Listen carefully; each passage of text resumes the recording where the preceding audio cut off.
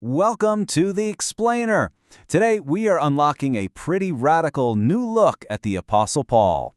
We're going to see him not just as a preacher, but as a soldier fighting a secret cosmic war. So let's just start with a really basic question. Who was the Apostle Paul? Because, a fascinating academic paper suggests that the traditional answer we all think we know, well, it's only half the story, and maybe not even the most important half. Okay, so on the one hand, you've got the view we're all familiar with, right? Paul the evangelist, the guy who planted churches and preached about personal salvation. But this paper we're digging into, it argues for something way more dramatic. It paints Paul as a kind of cosmic reclamation agent, a spiritual warrior sent to dismantle hostile kingdoms and literally take back enemy territory. All right, let's get into it. Here's our roadmap for today. First, we'll look at the original crime scene. Then, God's counteroffensive. After that, we'll decode Paul's secret travel itinerary, understand the real war he was fighting, and finally, look at the bigger picture.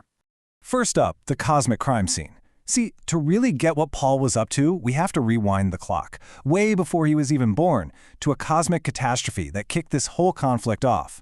Now, the absolute key to this entire idea is something scholars call the Deuteronomy 32 worldview. So what does that mean? Well, basically, it's the ancient belief that after the whole Tower of Babel incident, God kind of disinherited the nations. He handed them over to be governed by a council of lesser divine beings. And this is the verse at the heart of it all. It claims that when humanity got scattered from Babel, God drew up the new borders and assigned every single nation, except for his own portion, Israel, to one of these divine sons of God. This is the moment the map of the world got carved up into spiritual territories. So let's walk through it. Humanity rebels, God divides them up, he assigns these divine rulers to watch over them, but here's the crucial twist. These rulers went bad. They became corrupt, they demanded worship for themselves, and they led their nations into darkness. This created a full-blown cosmic rebellion. So now you've got a world carved up into enemy territories. How was God planning to fix this mess? Well, the paper argues the counteroffensive was a long game, a plan that started thousands of years before Paul was even on the scene. Just look at the event of Pentecost in the book of Acts. It's presented as a direct, point-by-point reversal of Babel. Where Babel divided the nations, Pentecost reunited them. Where languages were confused, they were suddenly understood. It was the very beginning of the plan to undo the Babel judgment. So how is this massive reversal going to happen? Through a promise. A promise God made to one guy, Abraham, right after the Babel disaster. The plan was that through Abraham's family, all of those nations that were disinherited and handed over to hostile powers would one day be blessed and reclaimed. The solution was baked in from the very start. And this is where Paul's theology is just so critical. His theological masterstroke was arguing that the promise wasn't just about Abraham's descendants in general, but about one singular offspring, the Messiah, Jesus Christ. For Paul, Jesus is the one through whom this cosmic reclamation of the nations would finally happen. Okay, so this brings us right back to Paul. If this whole cosmic drama is the backdrop, what was his specific job? Well, the paper argues his famous missionary journeys weren't random at all. He was following a prophetic map. In the book of Acts, Paul literally quotes this prophecy from Isaiah and applies it to himself.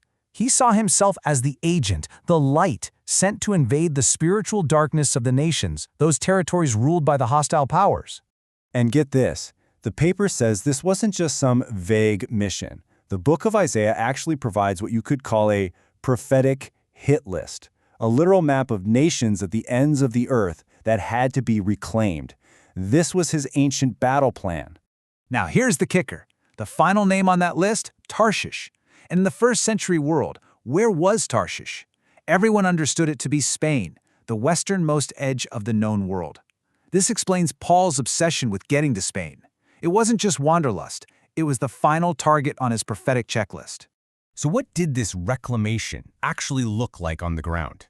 Paul called it a war, but he was crystal clear about who the real enemy was. And here's a hint, it wasn't people. When Paul wrote about wrestling against rulers, authorities, and cosmic powers, he wasn't speaking in metaphors. In this worldview, he was talking about the actual, corrupt divine beings who were illegally ruling the nations. His mission was a direct, spiritual assault on their turf. And that makes the cross the D-Day of this cosmic war. It wasn't just about atoning for sin. It was the decisive military victory where the enemy's legal authority over the nations was shattered, authorizing the ground invasion that Paul was now leading. This whole idea even changes how we see something as familiar as baptism. It wasn't just a private, symbolic ritual, no. It was a public loyalty oath. It was a formal, cosmic change of citizenship. Just think about that for a second. Every single time someone in a Gentile city got baptized, it was like they were standing up and publicly renouncing the local cosmic power. It was an oath of allegiance to a new king, Jesus. It was basically an act of cosmic treason against the old guard. So after all that, what's the big takeaway here? Well, if this way of reading Paul is on the right track, it doesn't just change how we see him. It changes how we see the entire Christian message. See, personal salvation doesn't go away. Not at all. It just gets placed inside a much, much bigger story. The main plot isn't only about saving individual souls, it's about the reclamation of all of creation, every nation, every territory, back to its rightful ruler. And what this does is transform Paul's mission. It's no longer just an evangelistic tour. It becomes the strategic enforcement of a victory that was already won at the cross. It's less about rescuing individuals out of a sinking world and more about reclaiming the world itself, one piece of enemy territory at a time. And that leaves us with one final, pretty provocative question to chew on. What if the mission isn't just about saving souls, but about reclaiming cosmic territory? What if the ultimate goal was never an escape plan from this world, but a reclamation project for it?